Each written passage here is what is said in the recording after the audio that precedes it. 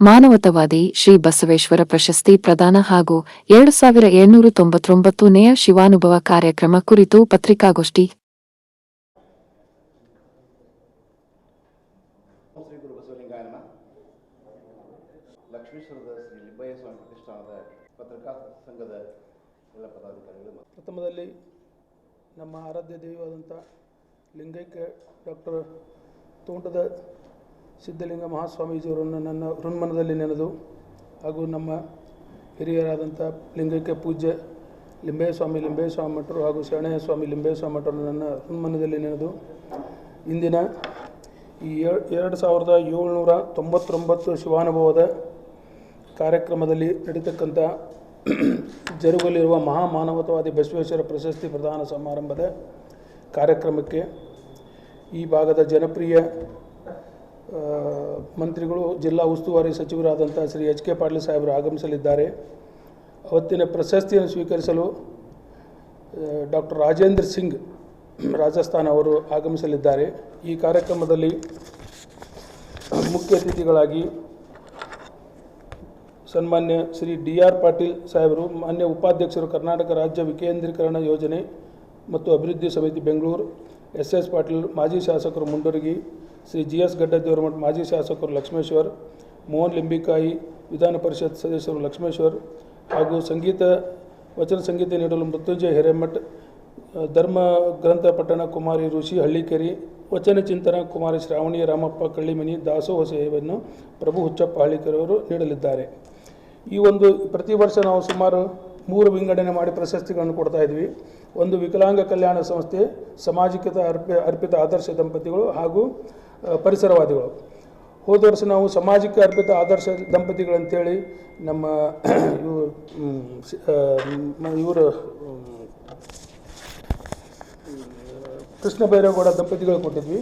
ಈ ವರ್ಷ ನಾವು ಪರಿಸರವಾದಿ ಕೊಡಬೇಕಂತೇಳಿ ವಿಚಾರ ಮಾಡಿದಾಗ ನಾವೊಂದು ಆಯ್ಕೆ ಸಮಿತಿ ಒಳಗೆ ನಾವು ವಿಚಾರ ಮಾಡಿ ನಾವು ನಮ್ಮ ಪ್ರತಿಷ್ಠಾನದಾಗ ನಾವು ಧರ್ಮದರ್ಶಿಗಳೆಲ್ಲ ಕೂಡಿ ಚರ್ಚೆ ಮಾಡಿದಾಗ ಈ ಸಲ ಹಂಗಾರೆ ಪರಿಸರವಾದಿಗಳಿಗೆ ಯಾರು ಕೊಡಬೇಕಂತೇಳಿ ಚರ್ಚೆ ಮಾಡಿದಾಗ ನಾವು ಅಜ್ಜಾರ ಗಮನಕ್ಕೆ ಒಬ್ಬರ ಹೆಸರು ತೊಗೊಂಬಂದರು. ಈ ಸಲ ಡಾಕ್ಟರ್ ರಾಜೇಂದ್ರ ಸಿಂಗ್ ರಾಜಸ್ಥಾನದಲ್ಲಿ ಭಾಳ ಕೆಲಸ ಮಾಡ್ಯಾರ, ಅವ್ರನ್ನ ವಿಚಾರ ಮಾಡೋಣ ಅಂತಂದಾಗ ಒಕ್ಕೊರ್ಲಿಂದ ಅವ್ರ ಬಗ್ಗೆ ನಾವು ಮಾಹಿತಿ ಕಲೆಕ್ಟ್ ಮಾಡಿದಾಗ ಬಹುತೇಕ is known as a water man of India, ಬಹುತೇಕ ಜಲ ತಜ್ಞ ಅಂತೇಳಿ ನಮಗೆಲ್ಲ ಪರಿಚಿತರು. ಅವ್ರ ಬಗ್ಗೆ ವಿಶೇಷವಾಗಿ ಹೇಳ್ಬೇಕಂದ್ರೆ ಅವರು ಆಗಸ್ಟ್ 6, 1959ರಲ್ಲಿ ದೋಲಾ ವಿಲೇಜ್, ಬಾಗಪತ್ ಜಿಲ್ಲೆ, ಉತ್ತರ ಪ್ರದೇಶದಲ್ಲಿ ಜನಿಸಿದ್ರು. ಇವರಿಗೆ 2001ರಾಗ ರೋಮನ್ ಮ್ಯಾಗಸೆ ಅವಾರ್ಡ್ ಸಿಕ್ಕೈತಿ. ಆ್ಯಂಡ್ 2000 ಮುಂದೆ ಅವ್ರಿಗೆ ಜಮ್ನಾಲಾಲ್ ಬಜಾಜ್ ಪ್ರಶಸ್ತಿ ಹಾಗೂ ಇದ್ರದ್ದು ನಮ್ಮ ಸ್ಟಾಕ್ಹೋಮ್ ವಾಟರ್ ಪ್ರೈಸ್, ಅಂದರೆ it is as good as Nobel prize ಇದ್ದಂಗೆ ಅದು. ಇಂಥ ಪ್ರಶಸ್ತಿಗಳನ್ನು ಸ್ವೀಕರಿಸಿದ ಮಹನೀಯರಿವರು. ಇವ್ರ ಬಗ್ಗೆ ನೀವು ಬಹುತೇಕ ನಾವು ಈಗ ನಾನು ಹೇಳೋದು ಎಷ್ಟು ಗೊತ್ತಿಲ್ಲ, ಅವ್ರು ಮಾಡಿದ್ದ ವರ್ಕ್ ನೋಡ್ಬೇಕಂದ್ರೆ ನಾವು ರಾಜಸ್ಥಾನಕ್ಕೆ ಹೋಗ್ಬೇಕು.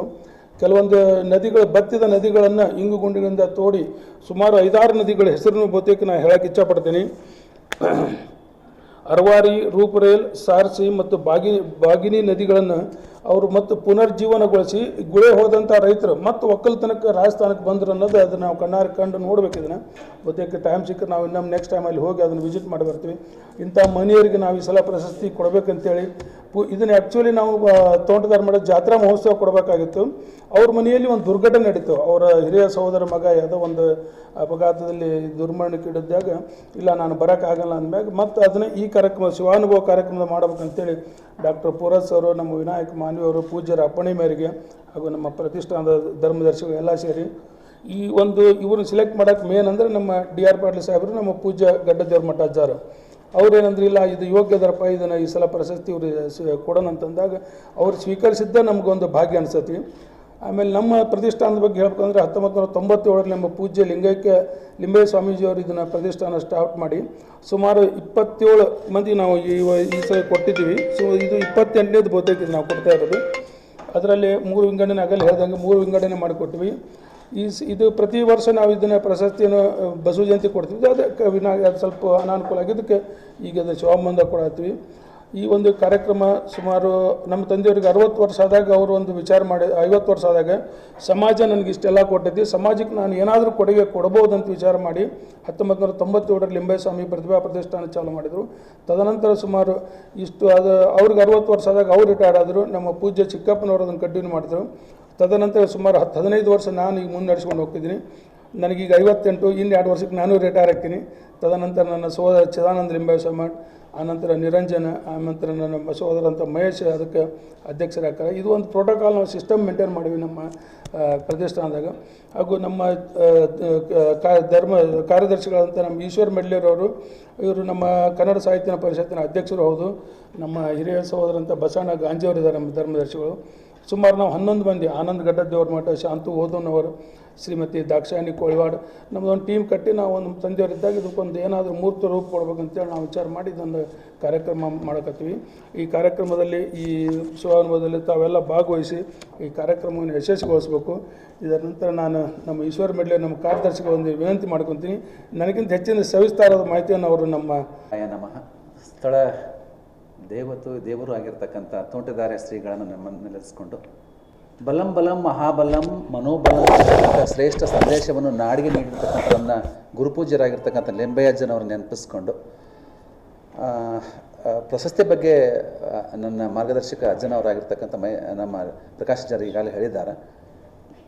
ಮಠದ ಬಗ್ಗೆ ಶ್ರೀಮಠದ ಬಗ್ಗೆ ಒಂದೆರಡು ತಮ್ಮ ಜೊತೆ ಹಂಚ್ಕೊಳ್ಳೋದಾದರೆ, ಕಳೆದ 14 ತಲೆಮಾರುಗಳಿಂದ ಒಂದು ಶ್ರೇಷ್ಠ ಶ್ರೀಮಂತ ಪರಂಪರೆಯನ್ನು ಹೊಂದಿರತಕ್ಕಂಥ ಮಠ ಅದು ಲಿಂಬಯ್ಯ ಸ್ವಾಮಿ ಮಠ. ತಮ್ಗೆ ಗೊತ್ತಿರಲಿ, ಹಿರೇಕೆರೂರು ತಾಲೂಕು ಅಬಲೂರಿನಲ್ಲಿ ಒಂದು ಶಾಸನ ಸಿಗುತ್ತೆ 12ನೇ ಶತಮಾನದ್ದು. ಅದರಲ್ಲಿ ಶಿರಸ್ಸು ಪವಾಡ ಮಾಡಿದ ಬಗ್ಗೆ ಉಲ್ಲೇಖ ಇರುತ್ತೆ. ಅದನ್ನು ನಾವು ಶಾಸನ ಅಂತ ನೋಡ್ತೀವಿ, ಆದರೆ ಶಿರಸ್ಸು ಪವಾಡ ಮಾಡಿರ್ತಕ್ಕಂಥ ಸ್ಥಳ ಅದು ನಮ್ಮ ಭಾಗದಲ್ಲಿ ಅದು ಯಾವ್ದಾದ್ರು ಸಿಗ್ತಾ ಇದ್ದರೆ ಅದು ಲಿಂಬಯ್ಯ ಸ್ವಾಮಿ ಮಠ, ಲಕ್ಷ್ಮೀಶ್ವರದ ಲಿಂಬಯ್ಯ ಸ್ವಾಮಿ ಮಠ ಅಂತಕ್ಕಂಥದ್ದು. ಅಲ್ಲಿ ಆ ಶಿರಸ್ಸು ಪವಾಡ ಮಾಡಲಿಕ್ಕೆ ಬೇಕಾಗಿರ್ತಕ್ಕಂಥ ಗಂಡು ಗತ್ತಿರಿ ಆಗಿರ್ಬೋದು, ಬಲಮುರಿ ಶಂಖ ಆಗಿರ್ಬೋದು, ಎಡಮುರಿ ಬೆತ್ತ ಆಗಿರ್ಬೋದು, ಈಗಲೂ ಕೂಡ ನೋಡಲಿಕ್ಕೆ ಸಿಗತ್ತೆ ಅಂತಕ್ಕಂಥದ್ದು ನಾವು ಅಭಿಮಾನ ಪಡಬೇಕಾಗಿರ್ತಕ್ಕಂಥದ್ದು.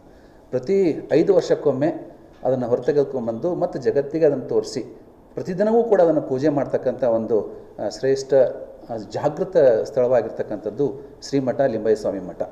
ಅದ್ರ ಜೊತೆಗೆ ಅದು ಧಾರ್ಮಿಕ ದೃಷ್ಟಿಯಿಂದ ಆದರೆ ತಮಗೆ ಮತ್ತೊಂದು ಗಮನಕ್ಕೆ ತರೋದಾದರೆ, ಲಿಂಬಯ್ಯ ಸ್ವಾಮಿ ಮಠ ಅನ್ನೋದಕ್ಕಿಂತ ಮೊದಲು ಅದಕ್ಕೆ ಶಿರಸ್ಸು ಪವಾಡ ಮಠ ಅಂತಲೇ ಹೆಸರಿತ್ತು. ಆ ಮಠದ ಮೂಲ ಆಗಿರ್ತಕ್ಕಂಥ ಲಿಂಬಯ್ಯ ಅಜ್ಜನವರ ಹೆಸರು ಉಳಿಬೇಕು ಅನ್ನೋ ಕಾರಣಕ್ಕಾಗಿ ಅದನ್ನು ಲಿಂಬಯ್ಯ ಸ್ವಾಮಿ ಮಠ ಅಂತೇಳಿ ಮಾಡಿರುವಂತಕ್ಕಂಥದ್ದು ನನಗೆ ಗೊತ್ತಿರ್ತಕ್ಕಂಥ ವಿಚಾರ.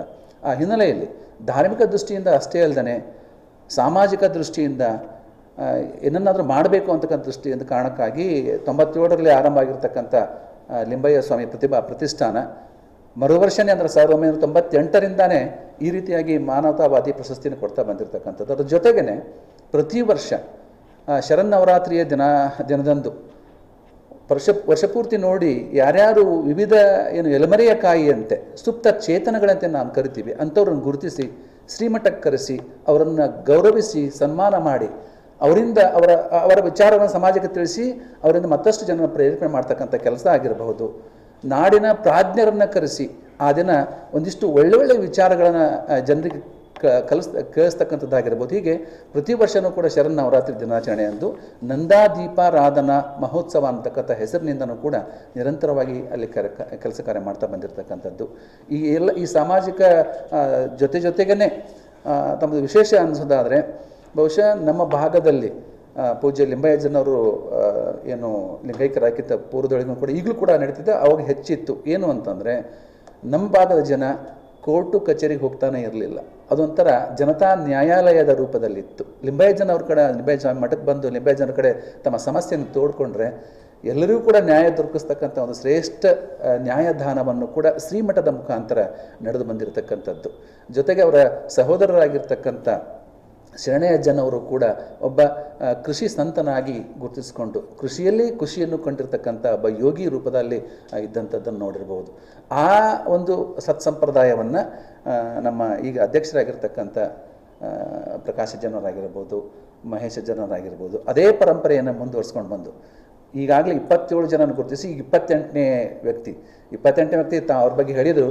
ಒಂದೇ ಮಾತಿನಲ್ಲಿ ಅವ್ರ ಬಗ್ಗೆ ಹೇಳೋದಾದರೆ, ಓಡುವ ನೀರನ್ನು ಹರಿಯುವಂತೆ ಮಾಡಿ, ಹರಿಯುವ ನೀರನ್ನು ನಿಲ್ಲುವಂತೆ ಮಾಡಿ, ನಿಲ್ಲುವ ನೀರನ್ನು ಇಂಗುವಂತೆ ಮಾಡ್ತಕ್ಕಂಥ ಒಂದು ಶ್ರೇಷ್ಠ ತತ್ವವನ್ನು ಇಡೀ ಭಾರತಕ್ಕೆ ತೋರಿಸಿಕೊಟ್ಟಿರ್ತಕ್ಕಂಥ ಒಬ್ಬ ಜಲತಜ್ಞ ಜಲಸಂತನನ್ನು ಗುರುತಿಸಿ ಅವರಿಗೆ ಈ ಮಾನವತಾವಾದಿ ಪ್ರಶಸ್ತಿಯನ್ನು ಕೊಡಮಾಡ್ತಕ್ಕಂಥ ಕೆಲಸವನ್ನು ಶ್ರೀಮಠದಿಂದ ಮತ್ತು ತೋಂಟದಾರ್ಯ ಮಠದ ಪರಮ ಪೂಜ್ಯರಿಂದ ಈ ವರ್ಷ ಆಗ್ತಾ ಇರತಕ್ಕಂಥದ್ದು. ಅವರಿಗೆ ಮತ್ತು ಈ ಪ್ರಶಸ್ತಿಗೆ ಒಂದು ಗೌರವ ಹೆಚ್ಚಾಗ್ತದೆ ಅಂತಕ್ಕಂಥದ್ದು ನನ್ನ ಒಂದು ವಿಚಾರ. ಈ ಹಿನ್ನೆಲೆಯಲ್ಲಿ ತಾವೆಲ್ಲರೂ ಕೂಡ ಈ ಕಾರ್ಯಕ್ರಮಕ್ಕೆ ಆಗಮಿಸಿ ಕಾರ್ಯಕ್ರಮದ ಘನತೆಯನ್ನು ಮತ್ತಷ್ಟು ಹೆಚ್ಚಿಸಬೇಕು ಅಂತ ವಿನಯಪೂರ್ವಕವಾಗಿ ವಿನಂತಿಯನ್ನು ಮಾಡಿಕೊಂಡು ನನ್ನ ಮಾತನ್ನು ಮುಗಿಸ್ತೀನಿ. ನಮಸ್ಕಾರ.